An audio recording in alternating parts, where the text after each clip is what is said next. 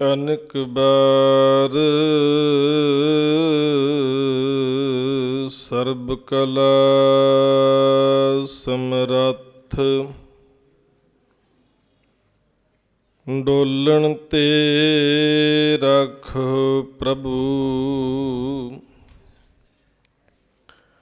ਨਾਨਕ ਦੇ ਕਰ ਹੱਥ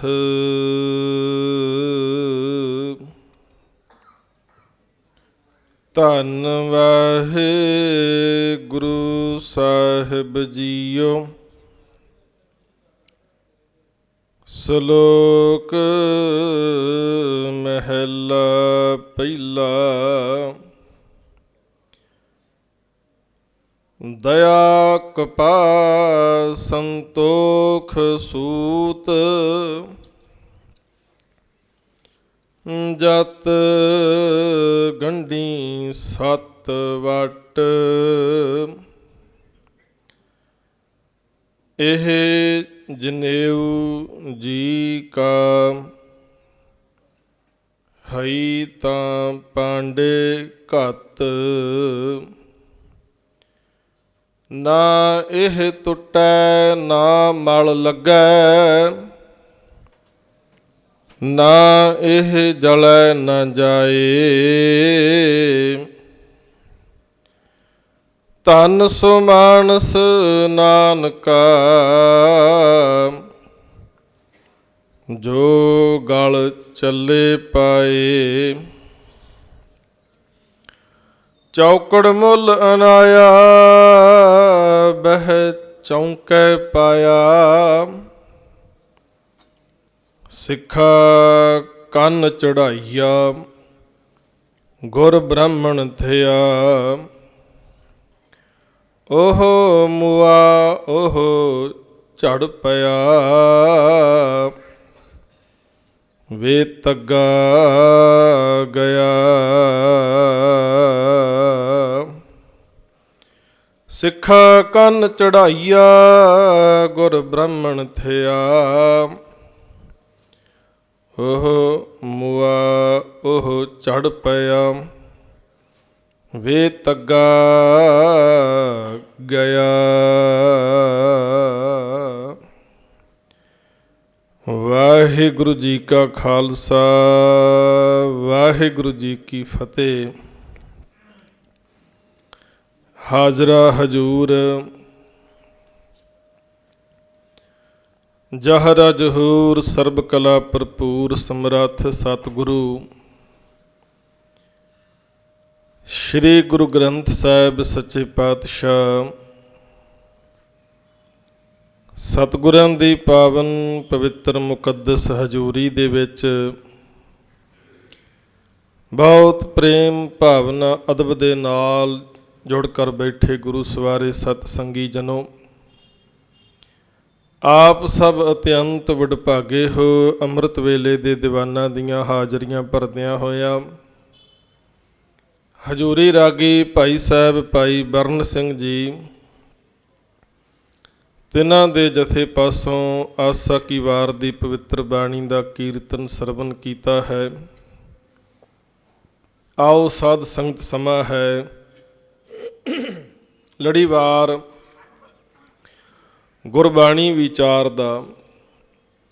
ਆਸਾ ਕੀ ਵਾਰ ਦੀ 15 ਨੰਬਰ ਪੌੜੀ, ਇਹਦੇ ਨਾਲ ਹਜ਼ੂਰ ਦੇ 4 ਸ਼ਲੋਕ ਦਰਜ ਹਨ। ਇਹਨਾਂ ਸ਼ਲੋਕਾਂ ਦੇ ਵਿੱਚੋਂ ਇੱਕ ਸ਼ਲੋਕ ਦਾ ਪਾਠ ਆਪ ਜੀ ਨੇ ਸਰਵਨ ਕੀਤਾ ਹੈ।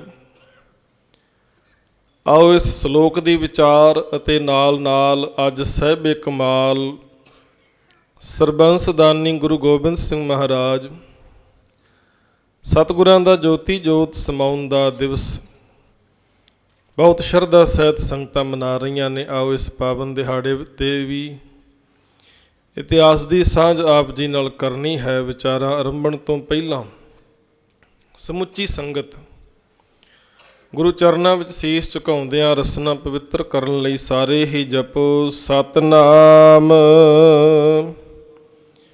ਸ੍ਰੀ ਵਾਹਿਗੁਰੂ। ਸਤਨਾਮ ਸ੍ਰੀ ਵਾਹਿਗੁਰੂ।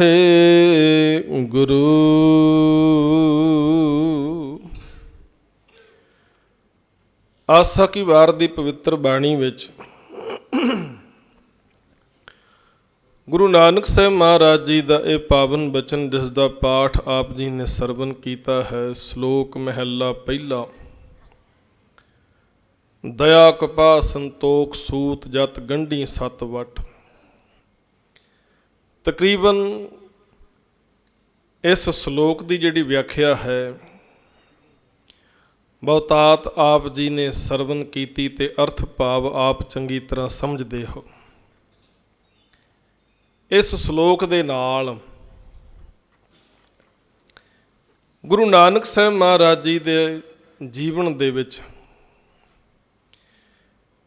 ਇੱਕ ਬਹੁਤ ਵੱਡੀ ਘਟਨਾ ਇਤਿਹਾਸ ਦੀ ਜੁੜੀ ਹੋਈ ਹੈ, ਜਿੱਥੋਂ ਗੁਰੂ ਨਾਨਕ ਸਾਹਿਬ ਮਹਾਰਾਜ ਜੀ ਨੇ ਨਿਆਰੇਪਣ ਦੀ ਗੱਲ ਸ਼ੁਰੂ ਕੀਤੀ ਸੀ, ਜਿੱਥੋਂ ਮਹਾਰਾਜ ਨੇ ਮਨੁੱਖਤਾ ਦੇ ਵਿੱਚ ਵੰਡੀਆਂ ਪਾਉਣ ਵਾਲੀ ਇੱਕ ਬਹੁਤ ਵੱਡੀ ਰਸਮ ਉਹਦਾ ਵਿਰੋਧ ਕੀਤਾ ਅਤੇ ਆਤਮਿਕ ਗੁਣਾਂ ਨੂੰ ਗ੍ਰਹਿਣ ਕਰਨ ਦੀ ਗੱਲ ਸੱਚੇ ਪਾਤਸ਼ਾਹ ਨੇ ਦੱਸੀ। ਜਦੋਂ ਆਪਾਂ ਗੁਰੂ ਨਾਨਕ ਸਾਹਿਬ ਮਹਾਰਾਜ ਦਾ ਇਤਿਹਾਸ ਪੜ੍ਹਦੇ ਹਾਂ ਨਾ, ਤੇ ਸਾਡੇ ਸਾਹਮਣੇ ਇਤਿਹਾਸ ਦੇ ਇਹ ਬਚਨ ਆਪਣੇ ਅਸੀਂ ਗ੍ਰੰਥਾਂ ਵਿੱਚੋਂ ਪੜ੍ਹਦੇ ਹਾਂ ਕਿ ਜਿਸ ਵੇਲੇ ਗੁਰੂ ਨਾਨਕ ਸਾਹਿਬ ਮਹਾਰਾਜ ਦੀ ਉਮਰ ਜਿਹੜੀ ਹੈ ਲਗਭਗ 9 ਸਾਲ ਦੀ ਹੋਈ, ਤਾਂ ਉਸ ਵੇਲੇ ਪਿਤਾ ਮਹਿਤਾ ਕਲਿਆਣ ਜੀ ਨੇ ਉਚੇਚੇ ਤੌਰ ਤੇ ਇੱਕ ਪ੍ਰੋਗਰਾਮ ਰੱਖਿਆ ਹੈ ਘਰ ਦੇ ਵਿੱਚ। ਉਹ ਪ੍ਰੋਗਰਾਮ ਕੀ ਹੈ? ਉਹ ਪ੍ਰੋਗਰਾਮ ਸੀ ਗੁਰੂ ਨਾਨਕ ਸਾਹਿਬ ਮਹਾਰਾਜ ਨੂੰ ਜਨੇਊ ਪਾਉਣ ਦਾ ਪ੍ਰੋਗਰਾਮ। ਹਰ ਇੱਕ ਧਰਮ ਦੇ ਵਿੱਚ ਆਪਾਂ ਵੇਖਦੇ ਹਾਂ, ਦਾਖਲ ਹੋਣ ਦੇ ਲਈ ਕੋਈ ਨਾ ਕੋਈ ਵਿਧੀ ਵਿਧਾਨ ਬਣਿਆ ਹੋਇਆ। ਇਸ ਤਰ੍ਹਾਂ ਮੁਸਲਮਾਨਾਂ ਦੇ ਵਿੱਚ ਸੁੰਨਤ ਕਰਵਾਈ ਜਾਂਦੀ ਹੈ, ਈਸਾਈਆਂ ਦੇ ਵਿੱਚ ਬਪਤਿਸਮਾ ਲੈਣਾ ਪੈਂਦਾ ਹੈ ਧਰਮ ਦੇ ਵਿੱਚ ਦਾਖਲੇ ਦੇ ਲਈ। ਉਸੇ ਤਰ੍ਹਾਂ ਸਨਾਤਨ ਮਤ ਹਿੰਦੂ ਮਤ ਵਿੱਚ ਜਨੇਊ ਦੀ ਜਿਹੜੀ ਰਸਮ ਹੈ ਉਹ ਕੀਤੀ ਜਾਂਦੀ ਹੈ। ਸਿੱਖ ਧਰਮ ਦੇ ਵਿੱਚ ਅੰਮ੍ਰਿਤ ਪਾਨ ਕਰਕੇ ਅਸੀਂ ਗੁਰੂ ਵਾਲੇ ਬਣਦੇ ਸਿੱਖੀ ਵਿੱਚ ਦਾਖਲਾ ਲੈਂਦੇ ਹਾਂ। ਹੁਣ ਉਸ ਵਕਤ ਪਿਤਾ ਮਹਿਤਾ ਕਲਿਆਣ ਜੀ ਇਸ ਗੱਲ ਕਰਕੇ ਫਿਕਰਮੰਦ ਹਨ ਕਿ ਗੁਰੂ ਨਾਨਕ ਸਾਹਿਬ ਮਹਾਰਾਜ ਦੀ ਉਮਰ ਜਿਹੜੀ ਹੈ ਉਹ ਹੁਣ ਇਸ ਯੋਗ ਹੋ ਗਏ ਨੇ ਕਿ ਜਨੇਊ ਦੀ ਰਸਮ ਅਦਾ ਕੀਤੀ ਜਾਵੇ। ਬਾਕੀ ਸਾਰੀਆਂ ਗੱਲਾਂ ਨੂੰ ਆਪਾਂ ਇੱਕ ਪਾਸੇ ਰੱਖ ਦਈਏ। ਇੱਕ ਨੁਕਤਾ ਇਹਦੇ ਵਿੱਚੋਂ ਚੰਗਾ ਜਿਹੜਾ ਹੈ ਉਹ ਸਾਨੂੰ ਸਮਝ ਲੈਣਾ ਚਾਹੀਦਾ ਹੈ ਕਿ ਪਿਤਾ ਮਹਿਤਾ ਕਲਿਆਣ ਜੀ ਆਪਣੇ ਜੋ ਪਿਤਾ ਪੁਰਖੀ ਕੁੱਲ ਦੀ ਰੀਤ ਹੈ ਉਹਦੇ ਉੱਪਰ ਬੜੀ ਦ੍ਰਿੜਤਾ ਨਾਲ ਪਹਿਰਾ ਦੇ ਰਹੇ ਨੇ, ਦ੍ਰਿੜਤਾ ਨਾਲ। ਤੇ ਪਹਿਰਾ ਦਿੰਦਿਆਂ ਹੋਇਆਂ ਇਸ ਗੱਲ ਕਰਕੇ ਫਿਕਰਮੰਦ ਨੇ ਕਿ ਗੁਰੂ ਨਾਨਕ ਸਾਹਿਬ ਦੀ ਉਮਰ ਹੋ ਗਈ ਜਨੇਊ ਪਾਉਣ ਦੀ, ਇਸ ਕਰਕੇ ਇਹ ਰਸਮ ਹੋਣੀ ਚਾਹੀਦੀ ਹੈ। ਤੇ ਮੈਂ ਬੇਨਤੀ ਕਰਾਂ, ਇਸ ਚੀਜ਼ ਵਾਸਤੇ ਸਾਰੇ ਮਾਪਿਆਂ ਨੂੰ ਅੱਜ ਦ੍ਰਿੜਤਾ ਨਾਲ ਫੈਸਲਾ ਲੈਣਾ ਪਵੇਗਾ ਕਿ ਸਾਡੇ ਬੱਚੇ ਜਿਹੜੇ ਨੇ ਉਹ ਕਿਤੇ ਸਾਡੇ ਹੱਥੋਂ ਬਾਹਰ ਨਾ ਨਿਕਲ ਜਾਣ। ਇਸ ਕਰਕੇ ਸਮਾਂ ਰਹਿੰਦਿਆਂ ਅਸੀਂ ਬੱਚਿਆਂ ਨੂੰ ਧਰਮ ਦੀ ਸਿੱਖਿਆ ਦੇਈਏ, ਧਰਮ ਦੇ ਵਿੱਚ ਬੱਚਿਆਂ ਦਾ ਦਾਖਲਾ ਹੋਵੇ। ਇਹ ਸਾਡੀ ਇੱਕ ਚਿੰਤਾ ਹੋਣੀ ਚਾਹੀਦੀ ਹੈ। ਪਰ ਅਸੀਂ ਇਸ ਗੱਲੋਂ ਬੜੇ ਅਵੇਸਲੇ ਹਾਂ, ਬੜੇ ਅਵੇਸਲੇ ਹਾਂ। ਜਨੇਊ ਦੀ ਰਸਮ ਕਰਨ ਵਾਸਤੇ ਸਾਰੇ ਰਿਸ਼ਤੇਦਾਰਾਂ ਨੂੰ, ਸ਼ਰੀਕੇ ਭਾਈਚਾਰੇ ਨੂੰ ਸੱਦਾ ਪੱਤਰ ਦਿੱਤਾ ਜਾਂਦਾ ਹੈ। ਤੇ ਜਿਸ ਨੇ ਇਹ ਰਸਮ ਨਿਭਾਉਣੀ ਹੈ, ਉਚੇਚੇ ਤੌਰ ਤੇ ਪੰਡਿਤ ਹਰਦਿਆਲ ਜੀ, ਉਹਨਾਂ ਨੂੰ ਵਿਸ਼ੇਸ਼ ਤੌਰ ਤੇ ਬੇਨਤੀ ਕੀਤੀ ਜਾਂਦੀ ਹੈ ਕਿ ਤੁਸੀਂ ਸਾਨੂੰ ਦੱਸੋ ਕਿਹੜਾ ਦਿਨ ਠੀਕ ਰਹੇਗਾ ਜਿਸ ਦਿਨ ਅਸੀਂ ਗੁਰੂ ਨਾਨਕ ਸਾਹਿਬ ਮਹਾਰਾਜ ਨੂੰ ਜਨੇਊ ਧਾਰਨ ਕਰਵਾਈਏ। ਤੇ ਪੰਡਿਤ ਹਰਦਿਆਲ ਜੀ ਨੇ ਨਾ ਸਾਰਾ ਸਮਾਂ ਦੱਸ ਦਿੱਤਾ ਕਿ ਫਲਾਣੇ ਦਿਨ ਮੈਂ ਤੁਹਾਡੇ ਘਰ ਆਵਾਂਗਾ। ਹੁਣ ਇਹ ਰਸਮ ਜਿਹੜੀ ਸੀ ਨਿਭਾਉਣ ਵਾਸਤੇ ਪੰਡਤ ਜੀ ਨੇ ਜਿਹੜਾ ਦਿਨ ਦੱਸ ਦਿੱਤਾ, ਉਸ ਦਿਨ ਪਿਤਾ ਮਹਿਤਾ ਕਲਿਆਣ ਜੀ ਨੇ ਸਾਰੀ ਤਿਆਰੀ ਘਰ ਵਿੱਚ ਕੀਤੀ ਹੈ। ਸ਼ਰੀਕੇ ਭਾਈਚਾਰੇ ਵਾਲਿਆਂ ਨੂੰ, ਰਿਸ਼ਤੇਦਾਰਾਂ ਨੂੰ ਉਚੇਚੇ ਤੌਰ ਤੇ ਬੁਲਾਇਆ ਕਿ ਸਾਡੇ ਪੁੱਤਰ ਦੇ ਜਨੇਊ ਦੀ ਰਸਮ ਹੋਣੀ ਹੈ, ਤੁਸੀਂ ਸਾਰਿਆਂ ਨੇ ਇਸ ਰਸਮ ਦੇ ਵਿੱਚ ਆ ਕੇ ਸ਼ਾਮਲ ਹੋਣਾ ਹੈ। ਜਦੋਂ ਰਿਸ਼ਤੇਦਾਰ ਘਰ ਵਿੱਚ ਬੁਲਾਏ ਜਾਣ, ਸਾਕ ਸੰਬੰਧੀ ਬਹੁਤ ਵੱਡਾ ਇਕੱਠ ਹੋਵੇ, ਉਹਦੇ ਵਾਸਤੇ ਪ੍ਰਬੰਧ ਵੀ ਕਰਨੇ ਪੈਂਦੇ, ਲੰਗਰ ਪਾਣੀ ਵੀ ਤਿਆਰ ਕਰਨਾ ਪੈਂਦਾ। ਅਤੇ ਜਦੋਂ ਜਨੇਊ ਪਵਾਇਆ ਜਾਂਦਾ ਸੀ ਉਸ ਦਿਨ, ਇੱਥੇ ਬਾਣੀ ਦੇ ਵਿੱਚ ਹੀ ਜ਼ਿਕਰ ਆਇਆ ਇਸ ਚੀਜ਼ ਦਾ ਕਿ ਬੱਕਰਾ ਵੀ ਜਿਹੜਾ ਹੈ ਉਹ ਵੀ ਰਿੰਨ੍ਹਿਆ ਜਾਂਦਾ ਸੀ। ਹੁਣ ਸਾਰੀ ਤਿਆਰੀ ਮੁਕੰਮਲ ਹੋ ਚੁੱਕੀ ਹੈ, ਸਮਾਂ ਆ ਗਿਆ ਗੁਰੂ ਨਾਨਕ ਸਾਹਿਬ ਮਹਾਰਾਜ ਨੂੰ ਜਨੇਊ ਧਾਰਨ ਕਰਾਉਣ ਦਾ।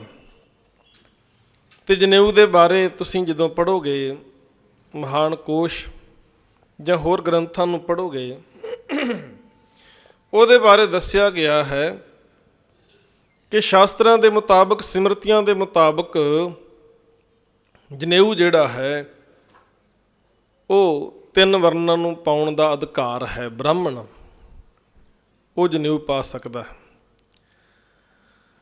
ਬ੍ਰਾਹਮਣ ਜਨੇਊ ਪਾਉਣ ਦਾ ਸਮਾਂ, ਉਹਦੀ ਜਿਹੜੀ ਉਮਰ ਹੈ ਲਗਭਗ 8 ਸਾਲ ਦੀ ਹੈ। 8 ਸਾਲ ਦੀ ਉਮਰ ਦੇ ਵਿੱਚ ਬਸੰਤ ਰੁੱਤ ਦੇ ਅੰਦਰ ਬ੍ਰਾਹਮਣ ਜਨੇਊ ਧਾਰਨ ਕਰਦਾ, ਤੇ ਇਹ ਜਨੇਊ ਜਿਹੜਾ ਹੈ ਇਹ ਸੂਤ ਦਾ ਬਣਿਆ ਹੁੰਦਾ ਹੈ।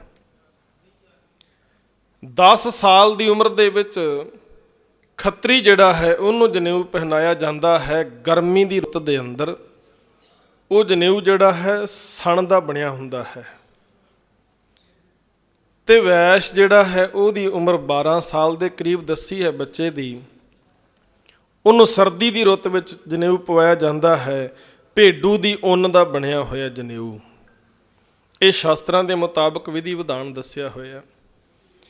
ਫਿਰ ਜਨੇਊ ਦੀ ਲੰਬਾਈ ਵੀ ਦੱਸੀ ਹੋਈ ਹੈ ਕਿ ਬ੍ਰਾਹਮਣ ਦਾ ਜਿਹੜਾ ਜਨੇਊ ਹੈ ਉਹਦੀ ਜਿਹੜਾ ਹੈ 92 ਚੱਪੇ ਮਿਣ ਕੇ ਫਿਰ ਇੱਕ ਗੰਢ ਮਾਰੀ ਜਾਂਦੀ ਹੈ। ਇਸੇ ਤਰ੍ਹਾਂ ਖੱਤਰੀ ਦਾ ਜਿਹੜਾ ਜਨੇਊ ਹੈ 94 ਚੱਪੇ ਹੱਥ ਨਾਲ ਮਿਣ ਕੇ ਉਹਦੀ ਗੰਢ ਪਾਈ ਜਾਂਦੀ ਹੈ, ਜਿਸ ਨੂੰ ਵਿਸ਼ਨੂੰ ਗੰਢ ਕਿਹਾ ਜਾਂਦਾ ਹੈ, ਵਿਸ਼ਨ ਗੰਢ।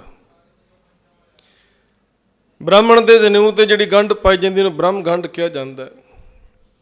96 ਚੱਪੇ ਫਿਰ ਮਿਣ ਕੇ ਧਾਗੇ ਦੇ ਜਿਹੜਾ ਖੱਤਰੀ ਵੈਗਰੂ ਵੈਸ ਜਿਹੜਾ ਜਨੇਊ ਪਾਉਂਦਾ ਹੈ ਉਹਦੀ ਗੰਢ ਪਾਈ ਜਾਂਦੀ ਹੈ। ਇਸੇ ਤਰ੍ਹਾਂ ਇਹਦੀ ਲੰਬਾਈ ਚੜਾਈ ਵੀ ਸਾਰੀ ਨਿਸ਼ਚਿਤ ਕੀਤੀ ਗਈ। ਤੇ ਜਨੇਊ ਬਣਾਉਣ ਦੀ ਵਿਧੀ ਵੀ ਖਾਸ ਹੈ। ਸੂਤ ਲੈ ਕੇ, ਉਹ ਸੂਤ ਜਿਹੜਾ ਕਿਸੇ ਸੁਹਾਗਣ ਨੇ ਕੱਤਿਆ ਹੋਵੇ, ਉਸ ਸੂਤ ਦੀਆਂ 3 ਤੰਦਾਂ ਨੂੰ ਲੈ ਕੇ ਵੱਟ ਦੇ ਕੇ ਖੂਹ ਦੀ ਮੌਣ ਤੇ ਬੈਠ ਕੇ, ਜਿਵੇਂ ਬਜ਼ੁਰਗ ਹੱਥ ਨਾਲ ਵਾਣ ਵੱਟਿਆ ਕਰਦੇ ਸੀ, ਖੂਹ ਦੀ ਮੌਣ ਤੇ ਬੈਠ ਕੇ ਖੂਹ ਦੇ ਵਿੱਚ ਲਟਕਾ ਕੇ ਲਾਟੂ ਉਹਦੇ ਨਾਲ ਵੱਟ ਦਿੱਤਾ ਜਾਂਦਾ ਹੈ। ਤਾਂ 3 ਜਿਹੜੀਆਂ ਤੰਦਾਂ ਬਣਾਈਆਂ ਜਾਂਦੀਆਂ ਨੇ, 3 ਧਾਗਿਆਂ ਨੂੰ ਜੋੜ ਕੇ ਫਿਰ 3 ਤੰਦਾਂ ਬਣਾਈਆਂ ਗਈਆਂ। 3 ਤੰਦਾਂ ਦਾ 1 ਅਗਰ ਬਣਦਾ ਹੈ ਤੇ 2 ਅਗਰਾਂ ਦਾ 1 ਜਨੇਊ ਤਿਆਰ ਹੁੰਦਾ ਹੈ। ਇਸ ਤਰ੍ਹਾਂ ਜਨੇਊ ਨੂੰ ਬਣਾਉਣ ਦੀ ਵਿਧੀ ਹੈ। ਕਹਿੰਦੇ ਸਾਰੀ ਵਿਧੀ ਨੂੰ ਫੋਲੋ ਕਰਦਿਆਂ ਹੋਇਆਂ ਪੰਡਿਤ ਹਰਦਿਆਲ ਜੀ ਨੇ ਸਾਰਾ ਕੰਮ ਜਿਹੜਾ ਸੀ ਤਿਆਰ ਕਰ ਲਿਆ। ਤਿਆਰ ਕਰਕੇ ਜਦੋਂ ਲੱਗੇ ਪਾਉਣ, ਗੁਰੂ ਨਾਨਕ ਸਾਹਿਬ ਜੀ ਨੇ ਇਤਿਹਾਸਕਾਰ ਕਹਿੰਦੇ ਜਨੇਊ ਪਹਿਨਣ ਤੋਂ ਮਨਾ ਕਰ ਦਿੱਤਾ। ਮਨਾ ਕਰਦਿਆਂ ਹੋਇਆਂ ਆਖਿਆ ਵੀ ਇਹ ਕੀ ਕਰਨ ਲੱਗੇ ਹੋ? ਕਹਿੰਦੇ ਇਹ ਤੁਹਾਨੂੰ ਜਨੇਊ ਪਵਾਉਣ ਲੱਗੇ ਆ, ਤੁਸੀਂ ਹਿੰਦੂ ਧਰਮ ਦੇ ਵਿੱਚ ਦਾਖਲ ਹੋ ਜਾਓਗੇ। ਇਹ ਕੁੱਲ ਦੀ ਰੀਤ ਚੱਲੀ ਆ ਰਹੀ ਹੈ। ਮਹਾਰਾਜ ਨੇ ਸਵਾਲ ਕੀਤਾ ਵੀ ਇਹ ਮੇਰੀ ਭੈਣ ਬੇਬੇ ਨਾਨਕੀ ਮੇਰੇ ਤੋਂ 5 ਸਾਲ ਵੱਡੀ ਹੈ, ਉਹਦੇ ਤਾਂ ਤੁਸੀਂ ਇਹ ਰਸਮ ਨਿਭਾਈ ਨਹੀਂ। ਕਹਿੰਦੇ ਨਹੀਂ, ਇਸਤਰੀਆਂ ਨੂੰ ਤਾਂ ਜਨੇਊ ਪਾਉਣ ਦਾ ਅਧਿਕਾਰ ਹੀ ਨਹੀਂ ਹੈਗਾ। ਮਹਾਰਾਜ ਕਹਿੰਦੇ ਇਹ ਕੀ ਗੱਲ ਬਣੀ ਫਿਰ ਭਾਈ? ਤੁਸੀਂ ਕਹਿੰਦੇ ਹੋ ਵੀ ਇਹ ਧਾਰਨ ਕੀਤਿਆਂ ਹੀ ਧਰਮ ਵਿੱਚ ਦਾਖਲਾ ਮਿਲਦਾ ਏ, ਧਰਮੀ ਬਣਦਾ ਹੈ ਬੰਦਾ, ਤੇ ਫਿਰ ਇਸਤਰੀ ਧਰਮੀ ਨਹੀਂ ਹੋ ਸਕਦੀ? ਮੇਰੀ ਮਾਤਾ ਦੇ ਜਨੇਊ ਨਹੀਂ ਪਾਇਆ ਹੋਇਆ ਕਿ ਉਹ ਧਰਮੀ ਨਹੀਂ ਹੈ? ਤਾਂ ਪੰਡਤ ਬੋਲਿਆ, ਹਰਦਿਆਲ ਕਹਿਣ ਲੱਗਾ, ਬੇਟਾ ਨਾਨਕ, ਸ਼ਾਸਤਰਾਂ ਦੇ ਮੁਤਾਬਕ ਬ੍ਰਾਹਮਣ, ਖੱਤਰੀ ਅਤੇ ਵੈਸ਼ ਹੀ ਜਨੇਊ ਧਾਰਨ ਕਰ ਸਕਦੇ ਨੇ, ਸ਼ੂਦਰ ਨਹੀਂ ਧਾਰਨ ਕਰ ਸਕਦਾ। ਨਾ ਹੀ ਇਸਤਰੀ ਨੂੰ ਜਨੇਊ ਪਾਉਣ ਦਾ ਅਧਿਕਾਰ ਹੈ। ਇਸਤਰੀ ਨੂੰ ਵੀ ਸ਼ਾਸਤਰਾਂ ਦੇ ਮੁਤਾਬਕ ਸ਼ੂਦਰ ਦੇ ਬਰਾਬਰ ਹੀ ਰੱਖਿਆ ਗਿਆ, ਬਹੁਤਾ ਉੱਚਾ ਦਰਜਾ ਨਹੀਂ ਦਿੱਤਾ ਗਿਆ। ਸਤਿਗੁਰੂ ਕਹਿੰਦੇ, ਫਿਰ ਇਹ ਕਿਸ ਤਰ੍ਹਾਂ ਦੀ ਤੁਹਾਡੀ ਧਰਮ ਦੀ ਵਿਵਸਥਾ ਹੈ ਜਿਸ ਵਿੱਚ ਤੁਸੀਂ ਵੰਡੀਆਂ ਪਾ ਦਿੱਤੀਆਂ? ਜਨੇਊ ਪਾਉਣ ਦਾ ਟਾਈਮ ਵੱਖਰਾ ਹੈ, ਉਮਰ ਵੱਖਰੀ ਹੈ, ਜਨੇਊ ਪਾਉਣ ਦੇ ਧਾਗੇ ਜਿਹੜੇ ਨੇ ਉਹਨਾਂ ਵਿੱਚ ਤੁਸੀਂ ਫਰਕ ਕਰ ਦਿੱਤਾ। ਕਹਿੰਦੇ, ਐਸਾ ਜਨੇਊ ਮੈਂ ਬਿਲਕੁਲ ਵੀ ਧਾਰਨ ਨਹੀਂ ਕਰਾਂਗਾ। ਸਤਿਗੁਰੂ ਨੇ ਉੱਥੇ ਮਨਾ ਕੀਤਾ। ਜੋ ਪ੍ਰਚਲਿਤ ਇਤਿਹਾਸ ਹੈ ਮੈਂ ਉਹਦੇ ਵਿੱਚੋਂ ਆਪ ਦੇ ਨਾਲ ਬੇਨਤੀ ਕਰਦਾ ਹਾਂ। ਫਿਰ ਸਾਹਿਬ ਜੀ ਨੇ ਉੱਥੇ ਇਸ ਸ਼ਬਦ ਦੇ ਰਾਹੀਂ ਰਹਿਮਤ ਕਰਕੇ, ਕਿਰਪਾ ਕਰਕੇ ਸਾਰੀ ਸੋਝੀ ਕਰਵਾ ਦਿੱਤੀ ਕਿ ਕਿਸ ਜਨੇਊ ਨੂੰ ਪਾਉਣ ਵਾਸਤੇ ਮਹਾਰਾਜ ਇੱਥੇ ਕਹਿ ਰਹੇ ਨੇ। ਤੇ ਭਾਵੇਂ ਇਹ ਸ਼ਬਦ ਜਿਹੜਾ ਹੈ, ਜਦੋਂ ਆਪਾਂ ਸਾਰੇ ਸ਼ਲੋਕਾਂ ਦੀ ਤੇ ਸਮੇਤ ਪੌੜੀ ਦੀ ਵਿਚਾਰ ਕਰਾਂਗੇ, ਫਿਰ ਸਾਰੀ ਗੱਲ ਸਾਡੇ ਸਾਹਮਣੇ ਆਏਗੀ ਕਿ ਮਹਾਰਾਜ ਨੇ ਕਿਸ ਢੰਗ ਦੇ ਨਾਲ ਸਾਰੀ ਗੱਲ ਉੱਥੇ ਸਪਸ਼ਟ ਕੀਤੀ। ਇਸ ਸ਼ਲੋਕ ਦੇ ਵਿੱਚ ਮਹਾਰਾਜ ਕਹਿੰਦੇ, ਦਇਆ ਕਪਾਹ, ਦਇਆ ਰੂਪ ਕਪਾਹ, ਸੰਤੋਖ ਸੂਤ, ਸੰਤੋਖ ਦਾ ਸੂਤਰ, ਜਤ ਗੰਢੀ, ਜਤ ਦਾ ਅਰਥ ਹੁੰਦਾ ਉੱਚਾ ਆਚਰਣ। ਕਹਿੰਦੇ ਜਤ ਦੀਆਂ ਗੰਢਾਂ ਪਾ ਕੇ, ਦਇਆ ਦੀ ਕਪਾਹ, ਦਇਆ ਰੂਪ ਕਪਾਹ, ਸੰਤੋਖ ਰੂਪ ਸੂਤ, ਜਤ ਰੂਪ ਗੰਢਾਂ ਪਾ ਕੇ, ਸੱਤ ਵੱਟ, ਸੱਤ ਦਾ ਵੱਟ ਦੇ ਕੇ, ਇਹ ਜਨੇਊ ਜੀ ਕਾ ਹਈ ਤਾਂ ਪਾਂਡੇ ਘੱਤ। ਸਤਿਗੁਰੂ ਕਹਿਣ ਲੱਗੇ, ਐਸਾ ਜਨੇਊ ਹੈ ਤਾਂ ਬਿਲਕੁਲ ਮੈਂ ਉਹ ਗ੍ਰਹਿਣ ਕਰ ਲਵਾਂਗਾ, ਧਾਰਨ ਕਰਾਂਗਾ। ਐਸਾ ਜਨੇਊ ਹੈ।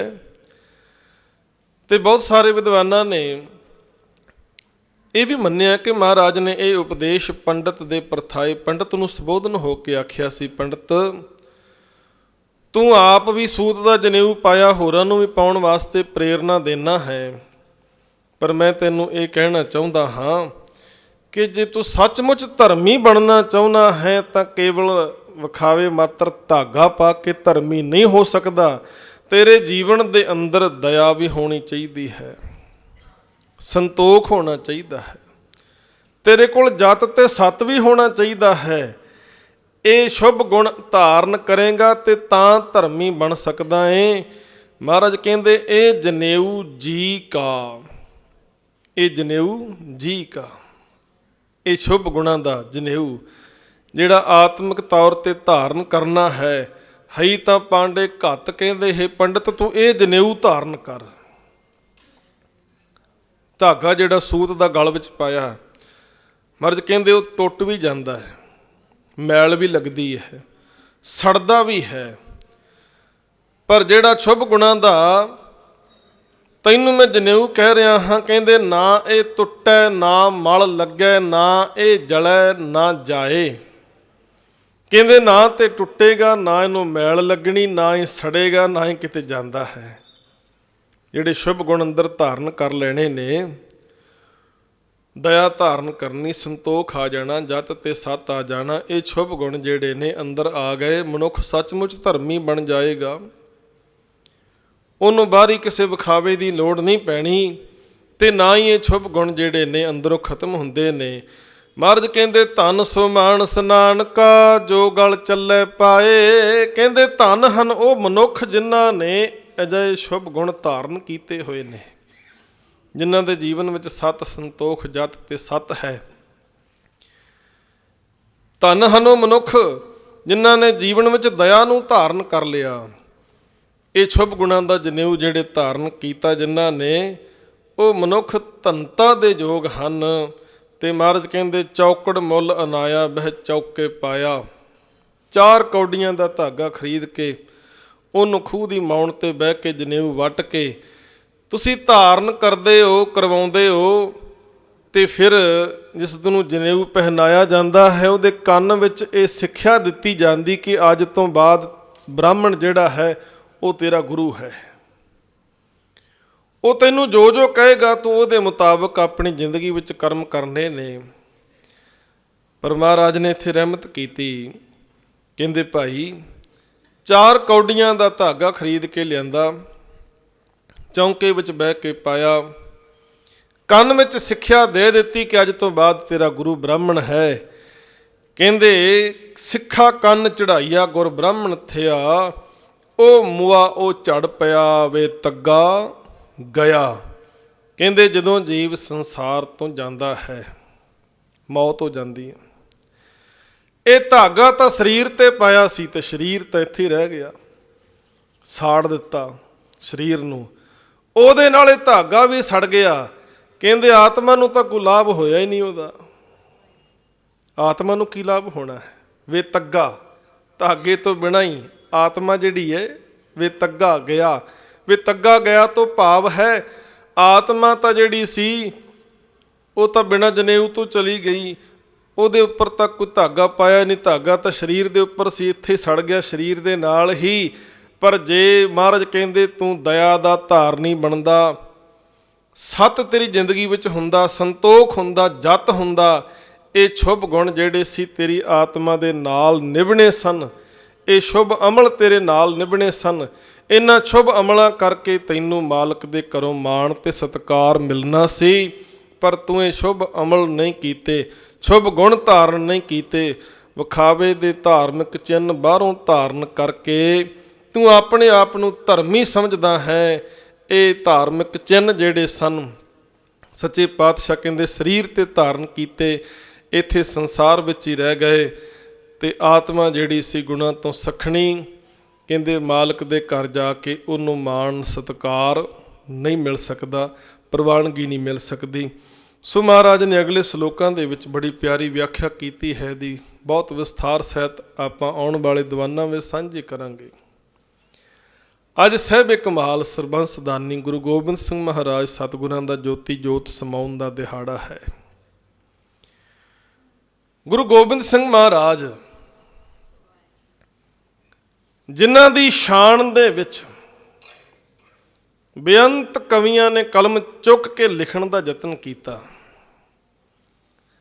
ਪਰ ਲਿਖਦਿਆਂ ਲਿਖਦਿਆਂ ਉਹਨਾਂ ਨੂੰ ਇੱਕ ਗੱਲ ਕਹਿਣੀ ਪੈ ਗਈ ਕਿ ਗੁਰੂ ਗੋਬਿੰਦ ਸਿੰਘ ਮਹਾਰਾਜ ਉਹ ਹਸਤੀ ਹਨ, ਉਹ ਸ਼ਖਸੀਅਤ ਹਨ ਜਿਨ੍ਹਾਂ ਦੀ ਵਿਆਖਿਆ ਜਿਹੜੀ ਹੈ, ਜਿਨ੍ਹਾਂ ਦੇ ਜੀਵਨ ਦੇ ਉੱਪਰ ਲਿਖਣ ਲੱਗਿਆਂ ਜਿੰਨਾ ਮਰਜ਼ੀ ਲਿਖ ਲਈਏ, ਜਿੰਨਾ ਮਰਜ਼ੀ ਬੋਲ ਲਈਏ, ਜਿੰਨਾ ਮਰਜ਼ੀ ਵਿਸਥਾਰ ਕਰ ਲਈਏ, ਉਹ ਥੋੜ੍ਹਾ ਹੀ ਹੈ, ਉਹ ਥੋੜ੍ਹਾ ਹੈ। ਯੋਗੀ ਅੱਲਾ ਯਾਰ ਖਾਨ ਦੇ ਬੜੇ ਪਿਆਰੇ ਬਚਨ ਮਿਲਦੇ ਨੇ। ਉਹਨਾਂ ਨੇ ਮਹਾਰਾਜ ਦਾ ਜਦੋਂ ਜੀਵਨ ਵੇਖਿਆ, ਸਤਿਗੁਰੂ ਦੀਆਂ ਕੁਰਬਾਨੀਆਂ ਨੂੰ ਵੇਖਿਆ, ਉਹਨਾਂ ਨੇ ਇੱਕ ਗੱਲ ਆਪਣੀ ਰਚਨਾ ਦੇ ਵਿੱਚ ਲਿਖ ਦਿੱਤੀ। ਉਹ ਕਹਿੰਦੇ ਨੇ ਕਰਤਾਰ ਕੀ ਸੁਗੰਧ ਹੈ, ਨਾਨਕ ਕੀ ਕਸਮ ਹੈ, जितनी भी हो तारीफ गोबिंद की वो कम है, हर चंद मेरे हाथ में परजोर कलम है। कहते मेरे हथ विच कलम है, मैं जो मर्जी लिख सकदा, जिहदे हथ विच कलम होवे जो मर्जी लिख सकदा। हर चंद मेरे हाथ में परजोर कलम है, सतगुरु के लिखूं वसफ क्या ताबे रकम है। पर कहता मेरे विच इन्नी ताकत नहीं कि मैं गुरु गोबिंद सिंह महाराज के जीवन के बारे मुकम्मल लिख सकां, उन्हां दी वडियाई कर सकां, क्योंकि उन्हां दा जीवन एडा उच्चा है, उन्हां दी महिमा बयान तो बाहरी है।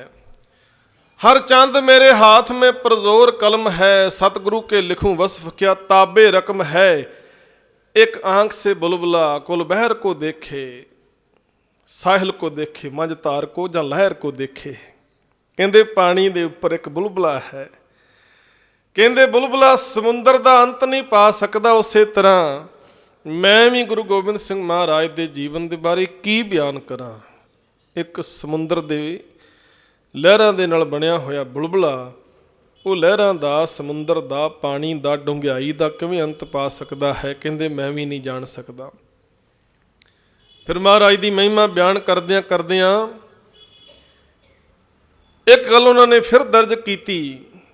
ਕਹਿੰਦੇ ਕਿਸ ਸ਼ਾਨ का रुतबा तेरा अल्लाह गनी है, मस्कीन गरीबों में दलेरों में जरी है, अंगद हैं अमरदास हैं, अर्जुन भी तू ही है, नानक से लेता तेग बहादुर तू सभी है, तीर्थ नहीं है रुए रोशन के बराबर कोई, दर्शन तेरा 10 गुरुओं के दर्शन के बराबर है।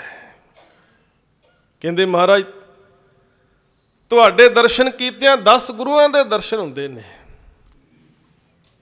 ਤੁਹਾਡੇ ਵਰਗਾ ਤੀਰਥ ਕੋਈ ਨਹੀਂ। ਤੁਹਾਡਾ ਨਾਮ ਲੈਣ ਦੇ ਨਾਲ ਜੋਸ਼ ਆ ਜਾਂਦਾ ਹੈ, ਜੋਸ਼। ਤੇ ਗੱਲ ਬੜੀ ਸਿਆਣੀ ਮਸ਼ਹੂਰ ਕਵੀ ਸੁਰਜੀਤ ਪਾਤਰ ਨੇ ਲਿਖੀ। ਕਹਿੰਦਾ ਝੂਠਿਆਂ ਦੀ ਸਭਾ ਵਿੱਚ ਮੈਂ ਸੱਚ ਬੋਲ ਕੇ ਆਪਣੇ ਆਪ ਨੂੰ ਇਕੱਲਾ ਮਹਿਸੂਸ ਕਰ ਰਿਹਾ ਸੀ। ਜਿੱਥੇ ਬਹੁਤ ਸਾਰੇ ਝੂਠੇ ਹੋਣ ਬੈਠੇ, ਉੱਥੇ ਕਈ ਵਾਰ ਸੱਚ ਬੋਲਣ ਵਾਲਾ ਬੰਦਾ ਆਪਣੇ ਆਪ ਨੂੰ ਇਕੱਲਾ ਮਹਿਸੂਸ ਕਰਦਾ ਵੀ ਮੇਰੇ ਨਾਲ ਖੜਦਾ ਹੀ ਕੋਈ ਨਹੀਂ।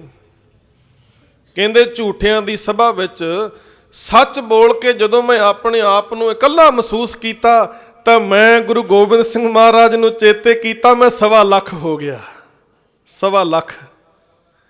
ਗੁਰੂ ਗੋਬਿੰਦ ਸਿੰਘ ਮਹਾਰਾਜ ਐਸੀ ਹਸਤੀ ਜਿਨ੍ਹਾਂ ਨੂੰ ਯਾਦ ਕੀਤਿਆਂ ਹੀ ਸੁਰਜੀਤ ਪਾਤਰ ਸਾਹਿਬ ਕਹਿੰਦੇ ਮੈਂ 1.25 ਲੱਖ ਹੋ ਗਿਆ, ਇਕੱਲਾ ਨਹੀਂ ਮਹਿਸੂਸ ਕੀਤਾ ਮੈਂ ਆਪਣੇ ਆਪ ਨੂੰ। ਗੁਰੂ ਗੋਬਿੰਦ ਸਿੰਘ ਮਹਾਰਾਜ ਉਹ ਸ਼ਖਸੀਅਤ ਜਿਨ੍ਹਾਂ ਨੇ ਐਸੀ ਰੂਹ ਫੂਕ ਦਿੱਤੀ ਕੌਮ ਦੇ ਅੰਦਰ, ਲੁਕਾਈ ਦੇ ਅੰਦਰ। ਜਿਹੜੇ ਲੋਕ ਹਾਕਮਾਂ ਅੱਗੇ ਝੁਕ ਜਾਂਦੇ ਸਨ ਉਹ ਹੁਣ ਗਰਦਨ ਸਿੱਧੀ ਕਰਕੇ ਹਾਕਮਾਂ ਦੇ ਸਾਹਮਣੇ ਡਟ ਕੇ ਖੜਨ ਵਾਲੇ ਬਣ ਗਏ। ਜਿਹੜੇ ਲੋਕ ਮਹਾਰਾਜ ਕੋਲ ਆ ਕੇ ਕਹਿੰਦੇ ਸਨ ਮਹਾਰਾਜ ਅਸੀਂ ਤੇ ਬੜੇ ਨਿਤਾਣੇ ਨਿਮਾਣੇ ਆ, ਸਦੀਆਂ ਤੋਂ ਗੁਲਾਮ ਬਣਾ ਕੇ ਸਾਨੂੰ ਰੱਖਿਆ ਹੋਇਆ, ਸਾਨੂੰ ਹਾਕਮਾਂ ਨੇ ਬਹੁਤ ਲੁੱਟਿਆ ਤੇ ਕੁੱਟਿਆ ਹੈ, ਸਾਡੇ ਕੋਲ ਇੰਨੀ ਤਾਕਤ ਨਹੀਂ ਅਸੀਂ ਦੁਸ਼ਮਣ ਦੇ ਸਾਹਮਣੇ ਡਟ ਸਕੀਏ। ਮਹਾਰਾਜ ਕਹਿੰਦੇ ਤੁਸੀਂ ਆਓ ਤੇ ਸਹੀ, ਇੱਕ ਵਾਰੀ ਆਓ ਤੇ ਸਹੀ, ਤੁਹਾਡੇ ਵਿੱਚ ਐਸੀ ਸ਼ਕਤੀ ਪਾ ਦਿਆਂਗੇ। ਤੇ ਬਚਨ ਤੁਸੀਂ ਇਤਿਹਾਸ ਦੇ ਬਹੁਤ ਵਾਰੀ ਸਰਵਨ ਕੀਤੇ ਨੇ।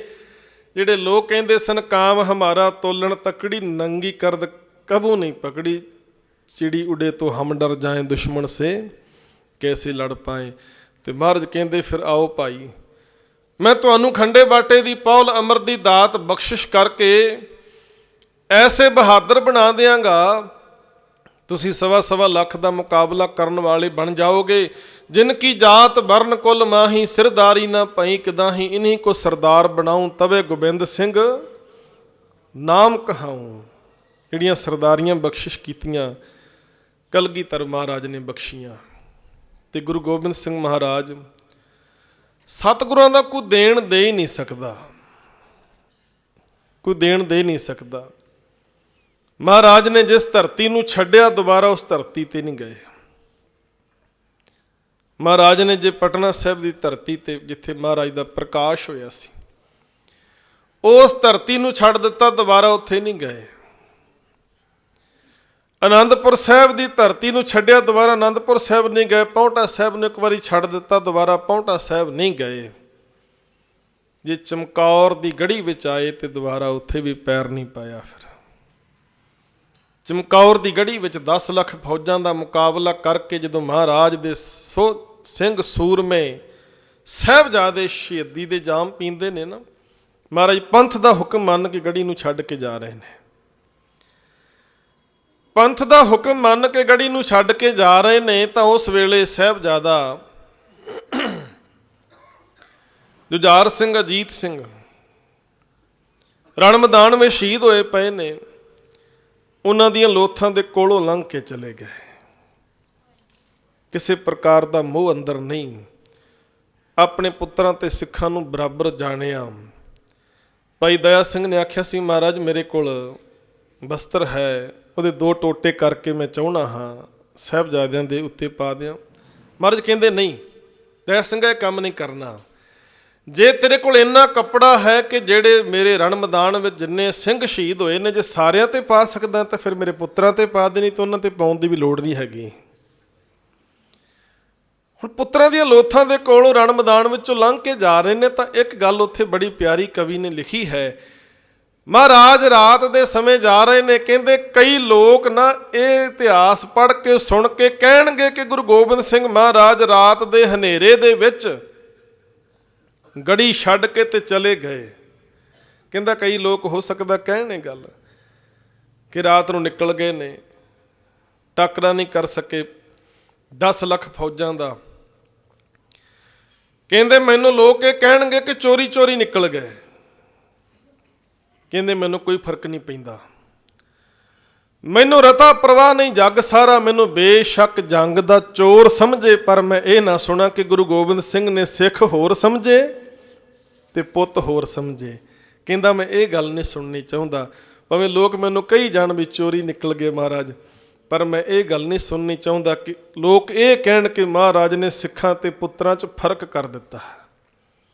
ਮਾਛੀਵਾੜੇ ਦੇ ਜੰਗਲ ਦੇ ਕੰਢਿਆਂ ਦੇ ਵਿੱਚ ਮਹਾਰਾਜ ਸੁੱਤੇ ਨੇ, ਭਾਣੇ ਦੇ ਵਿੱਚ ਨੇ, ਰੱਬੀ ਸ਼ੁਕਰ ਦੇ ਵਿੱਚ ਨੇ। ਤੇ ਮਹਾਰਾਜ ਦੇ ਸਿੱਖਾਂ ਦੇ ਹੌਸਲੇ ਬੜੇ ਬੁਲੰਦ ਸਨ। ਜਦੋਂ ਸਰਸਾ ਨੂੰ ਪਾਰ ਕਰਨ ਲੱਗੇ ਨਾ ਤੇ ਉੱਥੇ ਮਹਾਰਾਜ ਨੂੰ ਹੌਸਲਾ ਦਿੰਦੇ ਸਿੱਖ ਕਹਿੰਦੇ ਨੇ, ਬਾਪੂ ਵੇਖਦਾ ਰਹੀ ਤੂੰ ਬੈਠ ਕੰਢੇ, ਕਿਵੇਂ ਤਰਨਗੇ ਅਜੀਤ ਜੁਝਾਰ ਤੇਰੇ, ਟੁੱਬੀ ਮਾਰ ਕੇ ਸਰਸਾ ਦੇ ਰੋੜ ਅੰਦਰ ਕੱਢ ਲਵਾਂਗੇ ਸਾਰੇ ਹੀ ਗੀਤ ਤੇਰੇ। ਬਾਪੂ ਵੇਖਦਾ ਰਹੀ ਤੂੰ ਬੈਠ ਕੰਢੇ, ਕਿਵੇਂ ਤਰਨਗੇ ਜੁਝਾਰ ਅਜੀਤ ਤੇਰੇ, ਟੁੱਬੀ ਮਾਰ ਕੇ ਸਰਸਾ ਦੇ ਰੋੜ ਅੰਦਰ ਕੱਢ ਲਵਾਂਗੇ ਸਾਰੇ ਹੀ ਗੀਤ ਤੇਰੇ। ਮਾਛੀਵਾੜੇ ਦੇ ਸੱਥਰ ਵਿੱਚੋਂ ਅਸੀਂ ਉੱਠਾਂਗੇ ਚੰਡੀ ਦੀ ਵਾਰ ਬਣ ਕੇ, ਜਿਹੜੇ ਕੰਡਿਆਂ ਦਿੱਤਾ ਨਾ ਸੌਣ ਤੈਨੂੰ ਛਾਂਗ ਦਿਆਂਗੇ ਖੰਡੇ ਦੀ ਧਾਰ ਬਣ ਕੇ। ਸਿੰਘਾਂ ਦੇ ਹੌਸਲੇ ਬੜੇ ਬੁਲੰਦ ਨੇ ਤੇ ਮਹਾਰਾਜ ਆਪਣੇ ਖਾਲਸੇ ਤੇ ਮਾਣ ਵੀ ਬੜਾ ਕਰਦੇ ਨੇ। ਸਤਿਗੁਰੂ ਕਹਿੰਦੇ ਮੈਂ ਸਾਰੀਆਂ ਜਿੱਤਾਂ ਖਾਲਸੇ ਦੇ ਨਾਲ ਜਿੱਤੀਆਂ ਨੇ, ਇਸ ਕਰਕੇ ਖਾਲਸਾ ਮੈਨੂੰ ਬੜਾ ਪਿਆਰਾ ਹੈ। ਖਾਲਸੇ ਨੂੰ ਆਪਣਾ ਖਾਸ ਰੂਪ ਮਹਾਰਾਜ ਨੇ ਦੱਸਿਆ। ਤੇ ਸਾਧ ਸੰਗਤ ਮੈਂ ਸਮਾਪਤੀ ਵੱਲ ਆਵਾਂ। 14 ਜੰਗਾਂ ਲੜ ਕੇ ਜਿੱਤ ਪ੍ਰਾਪਤ ਕਰਨ ਤੋਂ ਬਾਅਦ ਮਹਾਰਾਜ ਫਿਰ ਤਲਵੰਡੀ ਸਾਬੋ ਦਮਦਮਾ ਸਾਹਿਬ ਦੀ ਧਰਤੀ ਤੇ ਕੁਝ ਸਮਾਂ ਰੁਕ ਕੇ ਗੁਰੂ ਗ੍ਰੰਥ ਸਾਹਿਬ ਦੀ ਸੰਪੂਰਨਤਾ ਕਰਵਾਉਣ ਤੋਂ ਬਾਅਦ ਮਹਾਰਾਜ ਦੱਖਣ ਵੱਲ ਚਲੇ ਜਾਂਦੇ ਨੇ। ਔਰੰਗਜ਼ੇਬ ਦੀ ਮੌਤ ਹੋ ਚੁੱਕੀ, ਉਹਦੇ ਪੁੱਤਰਾਂ ਦੇ ਵਿੱਚ ਗੱਦੀ ਵਾਸਤੇ ਵਿਦਰੋਹ ਛਿੜ ਗਿਆ ਤੇ ਗੁਰੂ ਕੀ ਸਹਾਇਤਾ ਦੇ ਨਾਲ ਬਹਾਦਰ ਸ਼ਾਹ ਗੱਦੀ ਤੇ ਬੈਠ ਗਿਆ। ਬਹਾਦਰ ਸ਼ਾਹ ਆਗਰੇ ਵਿੱਚ ਗੁਰੂ ਗੋਬਿੰਦ ਸਿੰਘ ਮਹਾਰਾਜ ਨੂੰ ਮਿਲਦਾ ਹੈ। ਦਿੱਲੀ ਦੇ ਬਾਦਸ਼ਾਹ ਦੀ ਗੁਰੂ ਨਾਲ ਨੇੜਤਾ ਵੇਖ ਕੇ ਵਜ਼ੀਰ ਖਾਨ ਨੂੰ ਚੰਗਾ ਨਾ ਲੱਗਿਆ। ਉਹਨੇ ਸੋਚਿਆ ਜੇ ਕਿਤੇ ਗੁਰੂ ਗੋਬਿੰਦ ਸਿੰਘ ਨੇ ਮੇਰੀ ਸ਼ਿਕਾਇਤ ਕਰ ਦਿੱਤੀ, ਕਿਤੇ ਬਾਦਸ਼ਾਹ ਨੇ ਆਰਡਰ ਕਰ ਦਿੱਤੇ ਕਿ ਵਜ਼ੀਰ ਖਾਨ ਨੂੰ ਸਜ਼ਾ ਦਿਓ ਜਿਨੇ ਸਾਹਿਬਜ਼ਾਦਿਆਂ ਤੇ ਜ਼ੁਲਮ ਢਾਇਆ ਹੈ, ਵਜ਼ੀਰ ਖਾਨ ਸੋਚਦਾ ਮੇਰਾ ਹਸ਼ਰ ਬੜਾ ਮਾੜਾ ਹੋਏਗਾ। ਇਸ ਕਰਕੇ ਸਮਾਂ ਰਹਿੰਦਿਆਂ ਗੁਰੂ ਸਾਹਿਬ ਤੇ ਹਮਲਾ ਕਰਕੇ ਮਹਾਰਾਜ ਨੂੰ ਖਤਮ ਕਰਵਾ ਦੇਣਾ ਚਾਹੀਦਾ ਹੈ। ਉਹਨੇ ਆਪਣੇ ਮੁੱਲ ਖਰੀਦੇ ਹੋਏ 2 ਖਾਸ ਬੰਦੇ ਜਿਨ੍ਹਾਂ ਨੂੰ ਬਹੁਤ ਵੱਡੇ ਲਾਲਚ ਦੇ ਕੇ ਦੱਖਣ ਵੱਲ ਤੋਰਿਆ। ਕਹਿੰਦੇ ਜਾਓ, ਭੇਸ ਬਦਲ ਕੇ ਜਾਓ, ਮਹਾਰਾਜ ਦੇ ਨਾਲ ਨਾਲ ਰਹੋ, ਜਿੱਥੇ ਵੀ ਸਮਾਂ ਤੁਹਾਨੂੰ ਮਿਲੇ ਹਮਲਾ ਕਰਕੇ ਮਹਾਰਾਜ ਨੂੰ ਖਤਮ ਕਰ ਦਿਓ। ਇਹਨਾਂ 2 ਪਠਾਣਾਂ ਦਾ ਨਾਮ ਜਮਸ਼ੈਦ ਖਾਂ ਅਤੇ ਗੁਲ ਖਾਂ ਲਿਖਿਆ ਇਤਿਹਾਸਕਾਰਾਂ ਨੇ। ਕਈ ਇਤਿਹਾਸਕਾਰਾਂ ਨੇ ਅਤੌਲਾ ਖਾਂ ਵੀ ਲਿਖਿਆ ਹੈ, ਇੱਕ ਪਠਾਨ ਦਾ ਨਾਮ ਸੀ। ਹੁਣ ਮਹਾਰਾਜ ਦੱਖਣ ਵੱਲ ਗਏ ਨੇ। ਇਹ ਪਠਾਨ ਜਿਹੜੇ ਸਨ ਮਹਾਰਾਜ ਦੀ ਭਾਲ ਕਰਦੇ ਕਰਦੇ ਦੱਖਣ ਵਿੱਚ ਪਹੁੰਚ ਜਾਂਦੇ ਨੇ ਤੇ ਸਮਾਂ ਪਾ ਕੇ ਸੱਚੇ ਪਾਤਸ਼ਾਹ ਦੇ ਕੋਲ ਰਹਿਣ ਲੱਗ ਪੈਂਦੇ ਹਨ। ਸੇਵਾ ਵੀ ਕਰਦੇ ਨੇ, ਕਈ ਦਿਨ ਕੋਲ ਰਹਿ ਕੇ ਭਰੋਸਾ ਵਿਸ਼ਵਾਸ ਬਣਾ ਲਿਆ। ਹੁਣ ਸਤਿਗੁਰੂ ਦਾ ਬਿਰਧ ਹੈ, ਜਿਹੜਾ ਵੀ ਸ਼ਰਨ ਵਿੱਚ ਆਉਂਦਾ ਸੇਵਾ ਕਰਦਾ ਸੱਚੇ ਪਾਤਸ਼ਾਹ ਨੂੰ ਬੜਾ ਮਾਣ ਸਤਿਕਾਰ ਦਿੰਦੇ ਨੇ। ਇਹ ਵੀ ਹੁਣ ਮਹਾਰਾਜ ਦੇ ਕੋਲ ਰਹਿਣ ਲੱਗ ਪਏ ਤਾਂ ਸੰਨ 1708 ਜਿਸ ਵੇਲੇ ਇਹਨਾਂ ਨੇ ਹਮਲਾ ਕੀਤਾ, ਕਲਗੀਧਰ ਮਹਾਰਾਜ ਬਾਬਾ ਬੰਦਾ ਸਿੰਘ ਬਹਾਦਰ ਨੂੰ ਪੰਜਾਬ ਵੱਲ ਰਵਾਨਾ ਕਰ ਦਿੰਦੇ ਨੇ। ਨੰਦੇੜ ਦੀ ਧਰਤੀ ਤੇ ਇੱਕ ਦਿਨ ਸ਼ਾਮ ਦਾ ਵਕਤ ਸੀ, ਜਿਸ ਵੇਲੇ ਰਹਿਰਾਸ ਦੀ ਬਾਣੀ ਦੇ ਪਾਠ ਹੋਏ, ਅਰਦਾਸ ਬੇਨਤੀ ਕਰਨ ਉਪਰੰਤ ਮਹਾਰਾਜ ਇੱਕ ਤੰਬੂ ਦੇ ਵਿੱਚ ਆਰਾਮ ਵਾਸਤੇ ਮਹਾਰਾਜ ਲੇਟ ਜਾਂਦੇ ਨੇ। ਸਿੰਘ ਜਿਹੜੇ ਸਨ ਆਪਣੇ ਆਪਣੇ ਅਸਥਾਨਾਂ ਤੇ ਚਲੇ ਗਏ, ਪ੍ਰਸ਼ਾਦ ਪਾਣੀ ਛਕਣ ਲੱਗ ਪਏ। ਇੱਕ ਚੌਰ ਬਰਦਾਰ ਮਹਾਰਾਜ ਦੀ ਸੇਵਾ ਵਿੱਚ ਹਾਜ਼ਰ ਹੈ, ਚੌਰ ਦੀ ਸੇਵਾ ਕਰਦਾ। ਮਹਾਰਾਜ ਉਹਨੂੰ ਵੀ ਕਹਿੰਦੇ ਕੋਈ ਗੱਲ ਨਹੀਂ, ਤੁਸੀਂ ਵੀ ਆਰਾਮ ਕਰ ਲਓ। ਕਹਿੰਦੇ ਜਿਹੜੇ ਪਠਾਨ ਸਨ ਗੁਲ ਖਾਂ ਜਮਸ਼ੈਦ ਖਾਂ, ਇਹ ਵੀ ਮਹਾਰਾਜ ਦੇ ਤੰਬੂ ਦੇ ਨੇੜੇ ਬੈਠੇ ਨੇ। ਇਹਨਾਂ ਵੇਖਿਆ ਕਿ ਮਹਾਰਾਜ ਕੋਲ ਕੋਈ ਅੰਦਰ ਸਿੰਘ ਹੀ ਨਹੀਂ ਹੈਗਾ। ਇਹ ਮੌਕਾ ਵੇਖ ਕੇ ਅੰਦਰ ਚਲੇ ਜਾਂਦੇ ਨੇ। ਅੰਦਰ ਜਾ ਕੇ ਮਹਾਰਾਜ ਦੇ ਕੋਲ ਬੈਠ ਗਏ। ਸੱਚੇ ਪਾਤਸ਼ਾਹ ਆਰਾਮ ਕਰਨ ਵਾਸਤੇ ਲੇਟੇ ਹੋਏ ਨੇ। ਮਹਾਰਾਜ ਨੇ ਨੇਤਰ ਬੰਦ ਕੀਤੇ ਨੇ। ਇਹਨਾਂ ਨੇ ਮੌਕਾ ਤਾੜ ਕੇ ਸੱਚੇ ਪਾਤਸ਼ਾਹ ਦੇ ਉੱਪਰ ਹਮਲਾ ਕਰ ਦਿੱਤਾ। ਕਹਿੰਦੇ ਜਮਸ਼ੈਦ ਖਾਂ ਨੇ ਇੱਕ ਬਹੁਤ ਤਿੱਖਾ ਖੰਜਰ ਲੈ ਕੇ ਮਹਾਰਾਜ ਦੇ ਉੱਪਰ ਹਮਲਾ ਕੀਤਾ। ਸੱਚੇ ਪਾਤਸ਼ਾਹ ਦੀ ਛਾਤੀ ਦੇ ਉੱਪਰ ਇਹ ਖੰਜਰ ਵੱਜਾ। ਕਹਿੰਦੇ ਛਾਤੀ ਉੱਪਰ ਜਦੋਂ ਖੰਜਰ ਵੱਜਾ, ਸੱਚੇ ਪਾਤਸ਼ਾਹ ਜੀ ਦੇ ਸਰੀਰ ਵਿੱਚ ਖੰਜਰ ਖੁੱਭ ਗਿਆ। ਅੰਤੜੀਆਂ ਨੂੰ ਕੱਟਦਾ ਹੋਇਆ ਦਿਲ ਤੱਕ ਇਹ ਖੰਜਰ ਜਿਹੜਾ ਸੀ ਇਹਨੇ ਵਾਰ ਕੀਤਾ। ਕਹਿੰਦੇ ਜਿਉਂ ਹੀ ਖੰਜਰ ਦਾ ਵਾਰ ਹੋਇਆ, ਮਹਾਰਾਜ ਨੇ ਉਸੇ ਸਮੇਂ ਆਪਣੀ ਸ੍ਰੀ ਸਾਹਿਬ ਦੇ ਨਾਲ ਇੱਕੋ ਹੀ ਵਾਰ ਦੇ ਅੰਦਰ ਜਮਸ਼ੈਦ ਖਾਂ ਨੂੰ ਖਤਮ ਕਰ ਦਿੱਤਾ ਹੈ। ਜਦੋਂ ਜਮਸ਼ੈਦ ਖਾਂ ਨੂੰ ਖਤਮ ਕੀਤਾ ਤੇ ਗੁੱਲ ਖਾਂ ਮਹਾਰਾਜ ਦੇ ਤੰਬੂ ਵਿੱਚੋਂ ਨਿਕਲ ਕੇ ਭੱਜਣ ਲੱਗਾ ਹੈ। ਜਦੋਂ ਭੱਜਣ ਲੱਗਾ ਤੇ ਇਸੇ ਗੱਲ ਦੇ ਵਿੱਚ ਇੰਨੇ ਟਾਈਮ ਦੇ ਵਿੱਚ ਸਾਰੇ ਸਿੰਘ ਇਕੱਠੇ ਹੋ ਕੇ ਰੌਲਾ ਪੈ ਗਿਆ।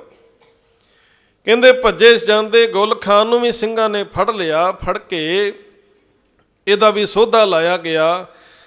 ਇਹਨੇ ਆਪਣੀ ਸਾਰੀ ਗੱਲ ਕਬੂਲ ਕੀਤੀ ਕਿ ਸਾਨੂੰ ਵਜ਼ੀਰ ਖਾਨ ਨੇ ਭੇਜਿਆ ਸੀ ਮਹਾਰਾਜ ਤੇ ਹਮਲਾ ਕਰਨ ਵਾਸਤੇ। ਕਹਿੰਦੇ ਇਹਨੂੰ ਵੀ ਸਿੰਘਾਂ ਨੇ ਗੱਡੀ ਚਾੜ ਦਿੱਤਾ। ਕਹਿੰਦੇ ਉਸ ਸਮੇਂ ਜੋ ਇਤਿਹਾਸ ਪ੍ਰਚਲਿਤ ਹੈ ਉਹਦੇ ਮੁਤਾਬਕ ਬਹਾਦਰ ਸ਼ਾਹ ਨੇ ਇੱਕ ਸ਼ਾਹੀ ਜਿਹੜਾ ਸੀ ਜਰਾ ਵੈਦ ਜਿਹੜਾ ਸੀ ਭੇਜਿਆ ਮਹਾਰਾਜ ਦੇ ਉਸ ਜ਼ਖਮ ਦੇ ਇਲਾਜ ਵਾਸਤੇ। ਪਰ ਬਹੁਤ ਇਤਿਹਾਸਕਾਰ ਕਹਿੰਦੇ ਨੇ ਕਿ ਬਹਾਦਰ ਸ਼ਾਹ ਉਸ ਵੇਲੇ ਬਹੁਤ ਦੂਰ ਜਾ ਚੁੱਕਾ ਸੀ। ਇਸ ਵਾਸਤੇ ਜਿਹੜਾ ਸ਼ਾਹੀ ਹਕੀਮ ਦਾ ਆਉਣਾ ਉਹ ਗੱਲ ਜਿਹੜੀ ਹੈ ਮੁਨਾਸਬ ਨਹੀਂ ਹੈ। ਪਰ ਜਿਵੇਂ ਕਿਵੇਂ ਹੋ ਕੇ ਸਿੰਘਾਂ ਨੇ ਉਸ ਸਮੇਂ ਮਹਾਰਾਜ ਦੇ ਇਸ ਜ਼ਖਮ ਦਾ ਇਲਾਜ ਕੀਤਾ, ਮਰਮ ਪੱਟੀ ਕੀਤੀ। ਕਹਿੰਦੇ ਜਿਹੜਾ ਜ਼ਖਮ ਸੀ ਕੁਝ ਠੀਕ ਹੋ ਗਿਆ, ਪਰ ਜਿਹੜਾ ਖੰਜਰ ਸੀ ਜਿਹਦੇ ਖੰਜਰ ਨਾਲ ਵਾਰ ਕੀਤਾ ਸੀ ਉਹਦੇ ਉੱਪਰ ਕੋਈ ਜ਼ਹਿਰੀਲਾ ਜਿਹੜਾ ਸੀ ਪਦਾਰਥ ਲੱਗਾ ਹੋਇਆ ਸੀ। ਉਹਦੇ ਅੰਦਰ ਜਿਹੜਾ ਜ਼ਹਿਰ ਸੀ ਸਰੀਰ ਵਿੱਚ ਫੈਲਣਾ ਸ਼ੁਰੂ ਹੋ ਗਿਆ। ਪ੍ਰਚਲਿਤ ਇਤਿਹਾਸ ਦੇ ਮੁਤਾਬਕ ਇਹ ਵੀ ਦੱਸਿਆ ਜਾਂਦਾ ਹੈ ਕਿ ਇੱਕ ਦਿਨ ਕੋਈ ਸਿੱਖ ਬਹੁਤ ਭਾਰਾ ਜਿਹੜਾ ਸੀ ਕਮਾਨ ਮਹਾਰਾਜ ਦੇ ਕੋਲ ਲੈ ਕੇ ਆਇਆ। ਆ ਕੇ ਕਹਿਣ ਲੱਗਾ ਕਮਾਨ ਬੜੀ ਤਕੜੀ ਤਿਆਰ ਕਰਕੇ ਲੈ ਕੇ ਆਇਆ ਮੈਂ। ਤੇ ਬਹੁਤ ਸਾਰੇ ਸਿੱਖ ਬੈਠੇ ਸਨ। ਕਹਿੰਦੇ ਮਹਾਰਾਜ ਇਹ ਕਮਾਨ ਜਿਹੜੀ ਹੈ ਤੁਸੀਂ ਆਪ ਇਹਨੂੰ ਹੱਥਾਂ ਵਿੱਚ ਲੈ ਕੇ ਚੈੱਕ ਕਰੋ। ਮੈਨੂੰ ਨਹੀਂ ਲੱਗਦਾ ਵੀ ਇੰਨੀ ਤਕੜੀ ਕਮਾਨ ਇਹਦੇ ਉੱਪਰ ਕੋਈ ਆਮ ਬੰਦਾ ਚਿੱਲਾ ਚਾੜ ਸਕੇਗਾ। ਕਹਿੰਦੇ ਸਿੱਖਾਂ ਨੇ ਜ਼ੋਰ ਲਾਇਆ, ਉਸ ਕਮਾਨ ਉੱਪਰ ਤੀਰ ਰੱਖ ਕੇ ਚਲਾਉਣ ਦਾ ਯਤਨ ਕੀਤਾ, ਪਰ ਕਿਸੇ ਕੋਲੋਂ ਤੰਦੀ ਖਿੱਚੀ ਨਾ ਗਈ, ਇੰਨੀ ਤਕੜੀ ਉਸੀ ਕਮਾਨ ਉਹ। ਕਹਿੰਦੇ ਮਹਾਰਾਜ ਨੇ ਆਪਣੇ ਹੱਥਾਂ ਵਿੱਚ ਲੈ ਕੇ ਉਸ ਕਮਾਨ ਦੇ ਉੱਪਰ ਤੀਰ ਰੱਖ ਕੇ ਚਿੱਲਾ ਚਾੜਿਆ, ਤੀਰ ਚਲਾ ਦਿੱਤਾ। ਕਹਿੰਦੇ ਬਹੁਤ ਸਰੀਰ ਦਾ ਬਲ ਲੱਗਾ, ਜਿਹੜਾ ਜ਼ਖਮ ਸੀ ਅੱਲਾ ਸੀ, ਜਿਹੜੇ ਟਾਂਕੇ ਲਗਾਏ ਸਨ ਕਹਿੰਦੇ ਟੁੱਟ ਗਏ। ਫਿਰ ਜ਼ਖਮ ਵਿੱਚੋਂ ਖੂਨ ਵਹਿਣਾ ਸ਼ੁਰੂ ਹੋ ਗਿਆ। ਇਹ ਪ੍ਰਚਲਿਤ ਇਤਿਹਾਸ ਹੈ। ਪਰ ਬਹੁਤ ਸਾਰੇ ਇਤਿਹਾਸਕਾਰ ਮੰਨਦੇ ਨੇ ਕਿ ਕਮਾਉਣ ਵਾਲੀ ਜਿਹੜੀ ਗੱਲ ਹੈ ਇਹ ਸਾਖੀ ਬਣਾ ਦਿੱਤੀ ਗਈ। ਅਸਲ ਵਿੱਚ ਉਹ ਜ਼ਖਮ ਜਿਹੜਾ ਸੀ ਬਹੁਤ ਜ਼ਿਆਦਾ ਡੂੰਘਾ ਹੋਣ ਕਰਕੇ, ਖੰਜਰ ਉੱਪਰ ਜ਼ਹਿਰ ਆਦਿਕ ਲੱਗਿਆ ਹੋਣ ਕਰਕੇ ਉਹਦੇ ਨਾਲ ਮਹਾਰਾਜ ਦੀ ਸਿਹਤ ਜਿਹੜੀ ਸੀ ਉਹਦੇ ਵਿੱਚ ਸੁਧਾਰ ਨਹੀਂ ਆਇਆ, ਸਗੋਂ ਸਿਹਤ ਵਿਗੜਨੀ ਸ਼ੁਰੂ ਹੋ ਗਈ। ਫਿਰ ਸਿੱਖ ਇਕੱਠੇ ਹੋਏ, ਮਹਾਰਾਜ ਨੂੰ ਕਹਿਣ ਲੱਗੇ ਸੱਚੇ ਪਾਤਸ਼ਾਹ ਮਰਮ ਪੱਟੀ ਇਲਾਜ। ਸਾਹਿਬ ਕਹਿਣ ਲੱਗੇ ਵੀ ਹੁਣ ਹੋਰ ਕਿਸੇ ਚੀਜ਼ ਦੀ ਲੋੜ ਨਹੀਂ, ਅਸੀਂ ਰੱਬੀ ਭਾਣੇ ਨੂੰ ਮੰਨਣਾ ਹੈ, ਸਰੀਰਕ ਚੋਲਾ ਤਿਆਗਣ ਦਾ ਸਮਾਂ ਆ ਗਿਆ। ਇਸ ਕਰਕੇ ਹੁਣ ਸੱਚੇ ਪਾਤਸ਼ਾਹ ਨੇ ਉਸ ਜ਼ਖਮ ਨੂੰ ਕਮਰ ਕੱਸੇ ਨਾਲ ਘੁੱਟ ਕੇ ਬੰਨਿਆ। ਹੁਕਮ ਕੀਤਾ ਕਿ ਗੁਰੂ ਗ੍ਰੰਥ ਸਾਹਿਬ ਜੀ ਦਾ ਪ੍ਰਕਾਸ਼ ਕਰਵਾਇਆ ਜਾਏ। ਅਸੀਂ ਜ਼ਿੰਮੇਵਾਰੀ ਜਿਹੜੀ ਹੈ ਉਹ ਨਿਭਾਉਣੀ ਚਾਹੁੰਦੇ ਹਾਂ। ਗੁਰੂ ਗ੍ਰੰਥ ਸਾਹਿਬ ਦਾ ਪ੍ਰਕਾਸ਼ ਕੀਤਾ ਗਿਆ ਤੇ ਗੁਰੂ ਗੋਬਿੰਦ ਸਿੰਘ ਮਹਾਰਾਜ ਜੀ ਨੇ ਗੁਰੂ ਗ੍ਰੰਥ ਸਾਹਿਬ ਜੀ ਨੂੰ ਗੁਰਿਆਈ ਦੀ ਬਖਸ਼ਿਸ਼ ਕੀਤੀ ਸਨ 1708 ਦੇ ਅੰਦਰ। ਅਤੇ ਸਾਰੇ ਪੰਥ ਨੂੰ ਮਹਾਰਾਜ ਨੇ ਫਤਿਹ ਬੁਲਾ ਕੇ ਇੱਕ ਹੁਕਮ ਸਾਂਝਾ ਕੀਤਾ, ਆਗਿਆ ਪਈ ਅਕਾਲ ਕੀ ਤਬੇ ਚਲਾਇਓ ਪੰਥ, ਸਭ ਸਿੱਖਣ ਕੋ ਹੁਕਮ ਹੈ ਗੁਰੂ ਮਾਨਿਓ ਗ੍ਰੰਥ। ਤੇ ਮਹਾਰਾਜ ਉਸ ਸਮੇਂ ਜਿਹੜੇ ਬਚਨ ਕਰਦੇ ਨੇ, ਗੁਰੂ ਗ੍ਰੰਥ ਜੀ ਮਾਨਿਓ ਪ੍ਰਗਟ ਗੁਰਾਂ ਕੀ ਦੇ, ਜੋ ਪ੍ਰਭ ਕੋ ਮਿਲ ਬੋਚ ਹੈ ਖੋਜ ਸ਼ਬਦ ਮੈਂ ਲਿਹ। ਭਾਈ ਨੰਦ ਲਾਲ ਸਿੰਘ ਜੀ ਨੇ ਬਚਨ ਮਹਾਰਾਜ ਦੇ ਦਰਜ ਕੀਤੇ ਨੇ। तीन रूप है मोहे के सुनो नंद चित लाए, निर्गुण सरगुण शब्द रूप कहो तोहे समझाए। कहते जो सिख गुरदर्शन की चाहे, ਦਰਸ਼ਨ ਕਰੇ ਗ੍ਰੰਥ ਜੀ ਆਹੈ। ਕਹਿੰਦੇ ਜਿਹੜਾ ਸਿੱਖ ਮੇਰੇ ਦਰਸ਼ਨ ਕਰਨੇ ਚਾਹੁੰਦਾ ਨਾ, ਗੁਰੂ ਗ੍ਰੰਥ ਸਾਹਿਬ ਦੇ ਦਰਸ਼ਨ ਕਰੇ। ਜੋ ਮਮ ਕਰਨ ਚਾਹੇ ਸੋ ਬਾਤ, ਗ੍ਰੰਥ ਜੀ ਪੜ੍ਹੇ ਸੁਣੇ। ਕਹਿੰਦੇ ਜਿਹੜਾ ਮੇਰੇ ਨਾਲ ਬਾਤ ਕਰਨਾ ਚਾਹੁੰਦਾ ਹੈ ਨਾ, ਉਹ ਗ੍ਰੰਥ ਸਾਹਿਬ ਦੀ ਬਾਣੀ ਨੂੰ ਪੜ੍ਹੇ, ਮੇਰੇ ਨਾਲ ਬਾਤ ਉਹਦੀ ਹੋਏਗੀ, ਮੇਰੇ ਨਾਲ ਬਚਨ ਹੋਣਗੇ। ਜਿਹੜਾ ਸਿੱਖ ਮੇਰੇ ਦਰਸ਼ਨ ਕਰਨਾ ਚਾਹੁੰਦਾ, ਗ੍ਰੰਥ ਸਾਹਿਬ ਨੂੰ ਪੜ੍ਹੇ, ਬਾਣੀ ਨੂੰ ਪੜ੍ਹੇ। ਸਾਨੂੰ ਬਾਣੀ ਦੇ ਲੜ ਲਾਇਆ। ਸੱਚੇ ਪਾਤਸ਼ਾਹ ਨੇ ਇਹ ਹੁਕਮ ਕਰਕੇ ਪੰਥ ਨੂੰ, ਤੇ ਆਪ ਮਹਾਰਾਜ ਜੋਤੀ ਜੋਤ ਸਮਾ ਗਏ। ਜੋਤੀ ਜੋਤ ਜਦੋਂ ਮਹਾਰਾਜ ਸਮਾਏ ਤੇ ਅਬਚਲ ਨਗਰ ਹਜੂਰ ਸਾਹਿਬ ਵਿਖੇ ਜਿੱਥੇ ਤਖਤ ਹੈ, ਉੱਥੇ ਫਿਰ ਮਹਾਰਾਜ ਜੀ ਦਾ ਅੰਤਮ ਸੰਸਕਾਰ ਹੋਇਆ। ਗੁਰੂ ਗ੍ਰੰਥ ਸਾਹਿਬ ਜੀ ਨੂੰ ਸਤਿਗੁਰੂ ਨੇ ਗੁਰਿਆਈ ਬਖਸ਼ਿਸ਼ ਕੀਤੀ ਅਤੇ ਮਹਾਰਾਜ ਜਿਹੜਾ ਹੁਕਮ ਕਰਕੇ ਗਏ ਨੇ ਪੰਥ ਨੂੰ, ਜਿੰਨੀ ਦੇਰ ਪੰਥ ਮਹਾਰਾਜ ਦਾ ਹੁਕਮ ਸਤ ਸਤ ਕਰਕੇ ਮੰਨੇਗਾ, ਗੁਰੂ ਦਾ ਤੇਜ ਪ੍ਰਤਾਪ ਸਾਡੇ ਨਾਲ ਹੋਏਗਾ। ਜਿੱਦਣ ਅਸੀਂ ਗੁਰੂ ਦੇ ਹੁਕਮ ਤੋਂ 1% ਵੀ ਆਸੇ ਪਾਸੇ ਹੋ ਗਏ, ਸਮਝ ਲਓ ਗੁਰੂ ਨੇ ਸਾਡੀ ਬਾਂਹ ਨਹੀਂ ਫੜਨੀ। ਇਹ ਹੁਕਮ ਅੱਜ ਵੀ ਅਸੀਂ ਰੋਜ਼ ਪੜ੍ਹਦੇ ਅਰਦਾਸ ਤੋਂ ਬਾਅਦ, ਆਗਿਆ ਪਈ ਅਕਾਲ ਕੀ ਤਬੇ ਚਲਾਇਓ ਪੰਥ, ਸਭ ਸਿੱਖਣ ਕੋ ਹੁਕਮ ਹੈ। ਗੁਰੂ ਮਾਨਿਓ ਗ੍ਰੰਥ। ਅਸੀਂ ਸੱਚਮੁੱਚ ਜੇ ਗੁਰੂ ਗੋਬਿੰਦ ਸਿੰਘ ਮਹਾਰਾਜ ਨੂੰ ਆਪਣਾ ਗੁਰੂ ਪਿਤਾ ਮੰਨਦੇ ਹਾਂ, ਤਾਂ ਗੁਰੂ ਪਿਤਾ ਦੇ ਹੁਕਮਾਂ ਵਿੱਚ ਰਹਿੰਦਿਆਂ ਹੋਇਆਂ ਖੰਡੇ ਬਾਟੇ ਦੀ ਪੌਲ ਲੈ ਕੇ, ਗੁਰੂ ਵਾਲੇ ਬਣ ਕੇ, ਕੇਸਧਾਰੀ ਸਾਬਤ ਸੂਰਤ ਅਸੀਂ ਹੋਈਏ, ਸਿਰਾਂ ਤੇ ਦਸਤਾਰਾਂ ਸਜਾਈਏ ਤੇ ਗੁਰੂ ਗ੍ਰੰਥ ਸਾਹਿਬ ਦੇ ਚਰਨਾਂ ਨਾਲ ਜੁੜ ਕੇ ਆਪਣੇ ਜੀਵਨ ਨੂੰ ਸਫਲਾ ਕਰੀਏ। ਫਿਰ ਗੁਰੂ ਦੀਆਂ ਖੁਸ਼ੀਆਂ ਸਾਨੂੰ ਪ੍ਰਾਪਤ ਹੋਣਗੀਆਂ। ਮਹਾਰਾਜ ਜੀ ਦਾ ਜੋਤੀ ਜੋਤ ਦਿਵਸ ਮਨਾਉਂਦਿਆਂ ਹੋਇਆ, ਗੁਰਮਤਿ ਵਿਚਾਰਾਂ ਦੀ ਸਾਂਝ ਕਰਦਿਆਂ ਹੋਈਆਂ ਬੇਅੰਤ ਭੁੱਲਾਂ ਦੀ ਖਿਮਾ ਬਖਸ਼ਣੀ ਮਹਾਰਾਜ ਜੀ ਦੇ ਚਰਨਾਂ ਵਿੱਚ ਬਾਰੰਬਾਰ ਕੋਟ ਕੋਟ ਪ੍ਰਣਾਮ ਗੱਜ ਕੇ ਫਤਿਹ ਬੁਲਾਓ। ਵਾਹਿਗੁਰੂ ਜੀ ਕਾ ਖਾਲਸਾ, ਵਾਹਿਗੁਰੂ ਜੀ ਕੀ ਫਤਿਹ।